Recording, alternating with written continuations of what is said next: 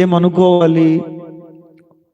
ఇక ఆ సమయంలో తన సొంత వాళ్ళు, తన బంధువులు, రాజకీయ నాయకులు, ఊరి పెద్దలు, గ్రామ పెద్దలు, ఇటువంటి ఏ సపోర్ట్, ఏ ఆలోచన చూసుకు తిన్నగా దేవుని మందిరంలోనికి వెళ్ళిపోయి, అయ్యా ఉన్న ఒక్క స్థలం కొనుక్కున్నామయ్యా, ఆధారం ఉంది, దాన్ని కూడా వాడు చించేశాడయ్యా, ఖాళీ చేసేయమంటున్నాడయ్యా, చంపేస్తాను అంటున్నాడయ్యా, ఉదయం కల్లా ఏం చేయమంటావు? దేవుని మందిరంలోనికి వెళ్ళి బోరు బోరుని ఏడుస్తున్నారు, గుండెలు బాదుకొని ఏడుస్తున్నారు. దైవజనులు చెప్తున్నారు, ధైర్యంగా ఉండు, ధైర్యంగా ఉండు, దేవుడు మన పక్షాన ఉంటాడు, దేవుడు న్యాయం చేస్తాడు, దేవుడు యుద్ధం చేస్తాడు, ఏమీ ఆడవద్దు, మీరు అన్నం తిని శుభ్రంగా ఇంటికి వెళ్ళండి. ఇంటికి వెళ్ళిన వెంటనే మధ్యరాత్రుల్లో ఫోన్ వచ్చింది.